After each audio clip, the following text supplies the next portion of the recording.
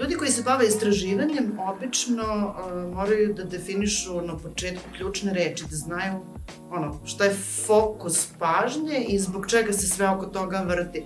I meni kada je mentor glavna reč, onda su mi asocijacije sloboda i samopouzdanje. I definitivno mislim da mentori mogu biti samo oni koji vam pruže slobodu i koji vam podstaknu razvoj samopouzdanja. Meni se to desilo kad sam bila jako mala i slobodu sam osvojila onoga trenutka kada sam osvestila da je moja mama izuzetno religiozna, da je moj tata ateista. I prisustvovala sam uzajamnom, sad se to jakog trendi kaže, uvažavanju. Prisustvovala sam apsolutnom prihvatanju i poštovanju i imala sam apsolutnu slobodu da ja odaberem na koju ću stranu.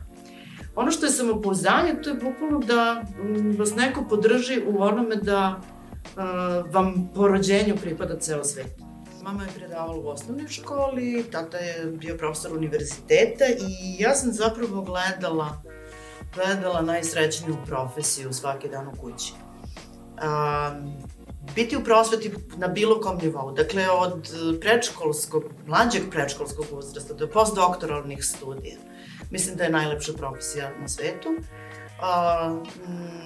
Ne zato što imamo velike raspuste, nego zbog toga što imamo priliku da živimo sa mladim i radosnalim svetom i što imamo priliku da podelimo ono što nam je najvrednije i da ostanemo tako zauvek sa njima.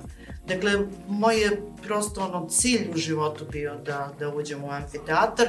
Ja nisam bila ni štreber, nisam ni bila neki preterano uspešan student.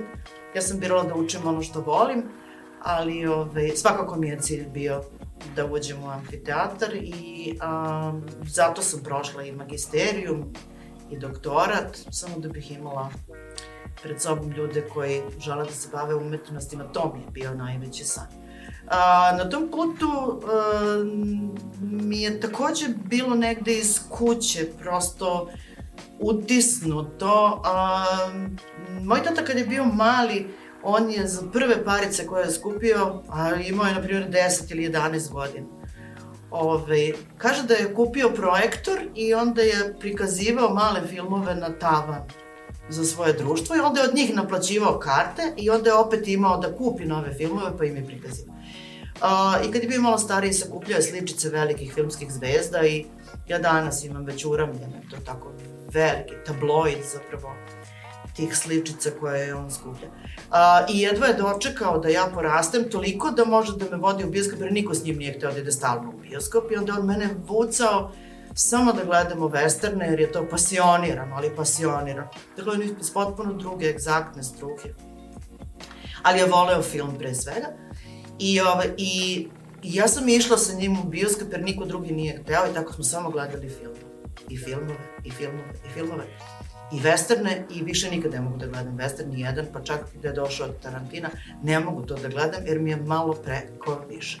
A onda se sticajem okolnosti desilo da u toj kući u kojoj živim i danas,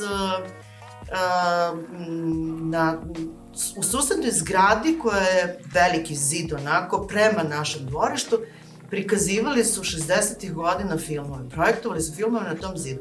I svi su dolazili kod nas u dvorište i sedeli su na malim klupicama, mi smo iz dvorišta gledali filmove na tom velikom zidu. I onda posle toga je došao i veliki bioskop na Voždovac i onda smo odlazili u taj bioskop. Onda je postoji novi bioskop Voždovac i tako je meni negde uokvireno gledište ili vizura bila na film. Ne na druge likovne umetnosti, prosto nikad nisam imala ni mogućnost, nisam imala talenat, nikad se nisam time bavila. Ali sam verovala da film negde osjećam, prosto na to sam bila senzibilisana. Da li je instruisano ili ne, ali to volim najviše na svetu.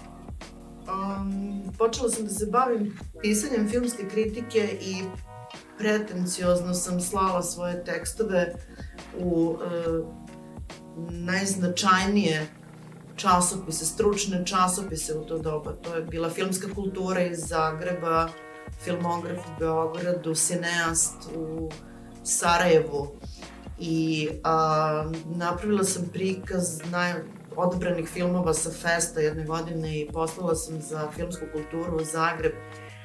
I to je trebalo da bude u jubilarnom broju, 150. broju filmske kulture i niko nije verovao da će to biti objavljeno.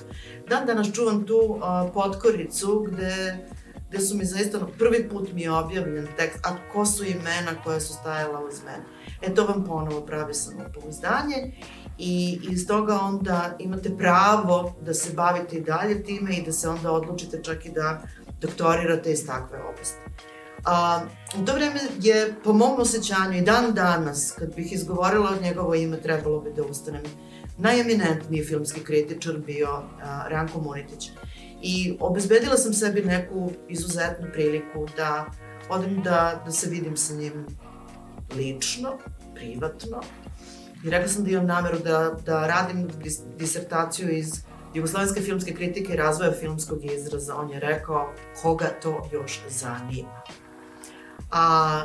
To me je pitao čovek koji je ceo život posvetio filmskoj kritici. Valjevo je prvu zbirku svojih objavljenih kritika je objavio pod naslovom Tucanje dinosaura. I to je imao i u vidu. Dakle, to ne postoji. Nisu se tucali, pa izumrli su.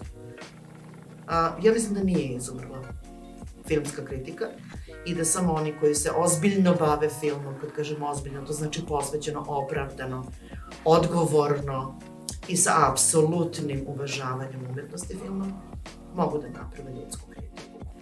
I meni je upao 5. razred u jednoj osnovnoj školi. Ja sam spremila da to bude zanimljivo i neobično i htela sam da im se obratim kao na javnom nekom času ili događaju, da sam kažem, dame i gospodo, i to sam na engleskom jeziku izgovorila ovako: Ladies and gentlemen. I to mi je ostalo do kraja života, znači pogrešila sam u najavi na prvom svom času.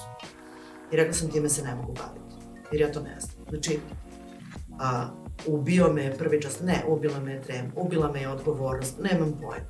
A onda se desilo da sam počela da radim na istraživačkim projektima koji su se ticali medija i uvođenja medija u škole i tako dalje, pa smo imali razne prezentacije naših ishoda projekata istraživačkih i tako dalje. A onda se desilo da je Učiteljski fakultet napravio prostor i za uvođenje medija u obrazovanje učitelja. I onda sam tamo započela karijeru, bilo mi je najlepše na svetu. Dakle, radila sam u različitim prostorima. Na prezentacijama nekih istraživanja držala sam predavanje u Crvenom klubu. To znači, to se zove noćni bar u hotelu. Noćni bar u hotelu. Znači, u prepodnevnim satima samo su prosvetni radnici bili, njih 100, toliko prima noćni bar. I ja sam bila u crvenoj kabini i držala sam predavanje o uvođenju filma u nastavu. Držala sam nastavu u amfiteatru Učiteljskog fakulteta gde je dolazilo oko 200 ljudi, a kada su mi gostujući predavači bili, na primer, Nebojša Glogovac, onda je bilo i 400 njih po prozorima, stepenicama i tako dalje. I stigla sam u plavu salu Akademije umetnosti jer mi je san bio da mi studenti budu umetnici, da mi matična publika bude iz umetnosti. I tu sam gde sam. Opet bih se vratila kad bi trebalo. I u nekom stvaranju mog pristupa prema toj materiji koju delim sa studentima, možda su najviše uticala 2 profesora. Jedan je Ante Peterlić iz Zagreba, koga sam imala priliku da ne slušam, nego da sedim na njegovim časovima, bukvalno, i to još uvek nisam osvojila. I mislim da to retko ko može da dobaci. Dakle, da bukvalno drži nastavu iz teorije filma, vrlo pretencioznom terminologijom, zahtevima i tako dalje, i da vas dovede da vi sami imate odgovor. On ne reši problem, nego samo instruiše šta je do tada bilo istraženo. Dakle, vrhunski, osjetite se toliko velikim kad izađete sa časa, vi ste završili čas, a ne profesor.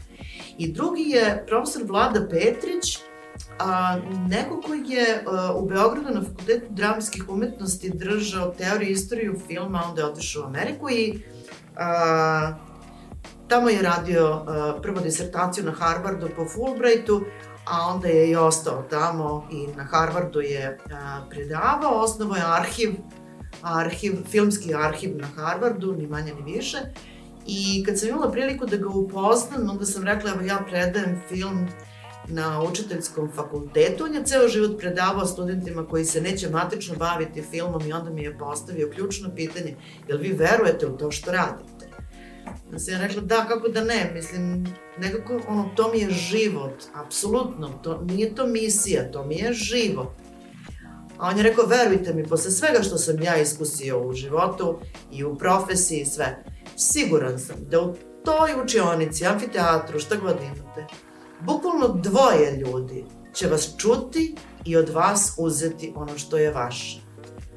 Ali oni bi to sve imali i da vas nikad nisu sreli. Nešto kao, probala sam da napravim odgovor na pitanje šta je mentor, mislim da ga niko ne može definisati, a sasvim sam sigurna u to da su u mentoru svi oni koji su ga učinili takvim i svi oni koji su inspirisali njegove tragove pogleda na svet. Kad kažem pogled na svet, mislim na sistem vrednosti i to su svi oni ljudi, na primjer, od prijatelja, kakav je Gojko Trojanović, da otkrije tajne Luštice jer to zna, do umetnika, kakav je Goran Gajić, da ih pokaže estetskom stilizacijom u seriji Dug moru, jer to ume. Konačno mislim da publika čini mentora i mislim da smo uvek na istom zadatku. I to su mi potvrdili neki ljudi, od onih koji su mi bili bivši studenti, a postali su moji saradnici i najveći prijatelji, kao Katarina Radinović-Andrić sa Učiteljskog fakulteta u Beogradu. Neki ljudi koji su mi bili saradnici, pa su postali moje kolege profesori, kao što je Sanja Jovanović sa Fakulteta vizualnih umjetnosti u Podgorici. Kao moji studenti koji su me pozvali da budem i ono što nisam, da odigram ulogu u njihovim igranim filmovima, poput Nikole Gačpara. Moje kolege koje su me pozvale da budem ono što nisam, da odigram ulogu u njihovom filmu sa sve svojim bivšim studentima, kao što je to Stevan Filipović. Nema veće radosti nego da budete u profesuri. Ne znam, velika igra.